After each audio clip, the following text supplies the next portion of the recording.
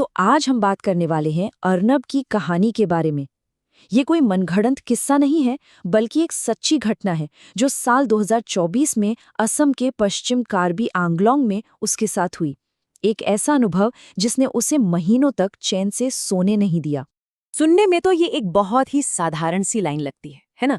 लेकिन इसी एक लाइन ने अर्नब की पूरी दुनिया हिलाकर रख दी थी। तो चलिए इस रहस्य से पर्दा उठाते हैं और देखते हैं कि आखिर हुआ क्या था।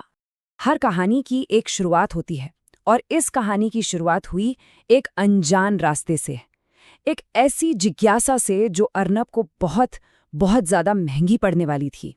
तो सीन कुछ ऐसा है कि अर्नब का गांव पहाड़ों के बीच बसा है और उसका स्कूल पहाड़ी से नीचे की तरफ है। स्कूल बस हमेशा मेन रोड से ही जाती थी, लेकिन एक और रास्ता था, एक शॉर्टकट जो घने जंगल से होकर गुजरता था। और बस इसी रास्ते को लेकर अर्नब और उसके दोस्तों में एक अजीब सी उत्सुकता थी। इस रास्ते का नाम था चर्च रोड। अब नाम में चर्च तो था, पर यह रास्ता था बिल्कुल पतला सा, घुमावदार, जंगल के बीच से। और सबसे डरावनी बात, इस रास्ते पर एक वीरान चर्च था और ठीक उसके पास एक कब्रिस्तान। रास्ता छोटा जरूर था, टाइम बचाता था, लेकिन इस छोटे से रास्ते में न जाने कितने गहरे राज दफन थे। और फिर आ ही गया वो दिन जब अर्नब की यही जिज्ञासा उसे उस रास्ते पर ले आई जहां से वापस लौटना शायद उसके बस में था ही नहीं। तो बात है 21 जुलाई की। एक्स्ट्रा क्लासेस खत्म होनी तो 4:30 बजे थी, लेकिन स्कूल के कुछ कामों में मदद करते करते अर्नब को 5:45 बज गए। अंधेरा घिरना शुरू हो गया था। जब वो घर के लिए निकला तो उसे उसका क्लासमेट समर्थ मिला। अर्नब ने उसे अपनी स्कूटर पर लिफ्ट ऑफर कर दी। जैसे ही चर्च रोड का मोड़ आया, अर्नब तो सीधे रास्ते ही जा रहा था, लेकिन तभी समर्थ बोला, चल आज तुझे चर्च रोड पर कुछ दिखाता हूं।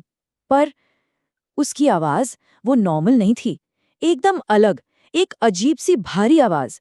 पता नहीं उस आवाज में ऐसा क्या था कि अर्नब ना चाहते हुए भी उसकी बात मान गया और उसने स्कूटर चर्च रोड की तरफ मोड़ दिया। वो चर्च रोड पर आगे बढ़ ही रहा था जब उस पुराने चर्च के पास एक पादरी ने उसे इशारा करके रोका। उन्होंने पूछा, अकेले क्यों सफर कर रहे हो? अर्नब चौंक गया। अकेले? उसने जैसे ही पीछे मुड़कर देखा, उसके होश उड़ गए। स्कूटर की पिछली सीट एकदम खाली थी। समर्थ वहां था ही नहीं, गायब हो चुका था। तो अब मामला सिर्फ डर का नहीं था, अब बात जान पर आ गई थी। उस पादरी ने अर्नब को कुछ नियम बताए, कुछ नियम जो शायद, बस शायद ही उसकी जान बचा सकते थे। पादरी ने साफ साफ चेतावनी दी थी कि जिस रास्ते से आए हो वापस मत जाना, सीधे आगे बढ़ते रहो। लेकिन अर्नब इतना डर चुका था, इतना कंफ्यूज्ड था कि उसने सलाह को अनदेखा कर दिया। उसने स्कूटर घुमाया और वापस चर्च की तरफ चल पड़ा, ये सोचकर कि वो पादरी ही उसकी मदद कर सकते हैं। जब वो हड़बड़ाकर पादरी के पास वापस पहुंचा तो उनकी आंखों में एक अजीब सी चिंता थी। उन्होंने अर्नब को 4 इंस्ट्रक्शंस दिए। पहला, जिस भी भगवान को सबसे ज्यादा मानते हो उनका ध्यान करो। दूसरा, स्कूटर के शीशे मतलब मिरर्स और स्पीडोमीटर सब ढक दो, तुम्हारी परछाई कहीं नहीं दिखनी चाहिए। तीसरा, ये बाइबल अपनी शर्ट के अंदर रख लो। और चौथा, सबसे जरूरी, कोई भी तुम्हारा नाम पुकारे जवाब बिल्कुल मत देना। और फिर जैसे ही वो कब्रिस्तान के पास एक मोड़ पर पहुंचा, वहां एक लड़की रोती हुई खड़ी थी। अर्नब जैसे ही उसके पास से गुजरा, वो लड़की अचानक फिर से उसके आगे आ गई। इस बार उसने अर्नब की तरफ चेहरा घुमाया और अर्नब की चीख निकल गई। उसकी आंखों की जगह सिर्फ 2 काले गड्ढे थे। फिर वो उसके स्कूटर के पीछे भागने लगी, स्कूटर की रफ्तार से। और सबसे डरावनी बात, उसका शरीर तो आगे की तरफ था, पर उसकी गर्दन पूरी तरह पीछे अर्नब की तरफ घूमी हुई थी। किसी तरह अर्नब वहां से बच निकला, लेकिन उस रात के हादसे ने उसके दिमाग में कई सवाल छोड़ दिए थे। आखिर वो लड़का कौन था? वो बिना आंखों वाली लड़की कौन थी? और क्या वो सच में उस रात अकेला सफर कर रहा था? अगले दिन स्कूल में अर्नब सीधा समर्थ के पास गया।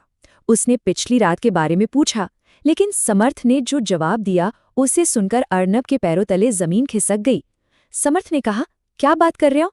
मैं तो कल स्कूल आया ही नहीं था।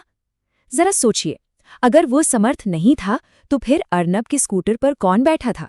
जवाबों की तलाश में अर्नब गांव की एक बुजुर्ग महिला से मिला और उन्होंने ही चर्च रोड का राज खोला।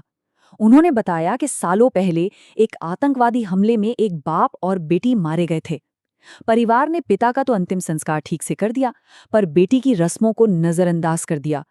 कहा जाता है कि तब से उस लड़की की आत्मा उस सड़क पर भटकती है और खासकर उन लोगों को निशाना बनाती है जो वहां के नहीं हैं। ये सब सुनकर अर्नब ने उस महिला से कहा कि वो पादरी को बाइबल लौटाना चाहता है। ये सुनते ही वो औरत हैरान रह गई। उसने कहा, बेटा, वो चर्च तो पिछले 2 साल से बंद पड़ा है, वहां कोई पादरी नहीं रहता। अब ये एक और झटका था। अगर चर्च बंद था, वहां कोई पादरी नहीं था, तो फिर वो कौन था जिसने उस रात अर्नब की जान बचाई? तो सोचिए, अर्नब उस रात के बाद कभी उस हादसे से पूरी तरह से उभर ही नहीं पाया। जवाब मिलने के बजाय उसके पास सवाल और बढ़ गए थे, और उन सवालों के जवाब आज भी उस चर्च रोड की खामोशी में कहीं दफन हैं। पूरे 6 महीने, 1-2 दिन नहीं, पूरे 6 महीने लगे अर्नब को उस ट्रॉमा से, उस रात के साये से बाहर आने में। 6 महीनों तक हर रात उसे वही सपने आते थे, वही सड़क, वही लड़की और वही चीख। फिर उसके परिवार ने कुछ पूजा पाठ करवाया, जिसके बाद जाकर उसे थोड़ी राहत मिली। तो आखिर चर्च रोड पर हुआ क्या था? एक नकली दोस्त जो असल में कुछ और था, एक बचाने वाला पादरी जो वहां था ही नहीं, और एक बदला लेने वाली आत्मा।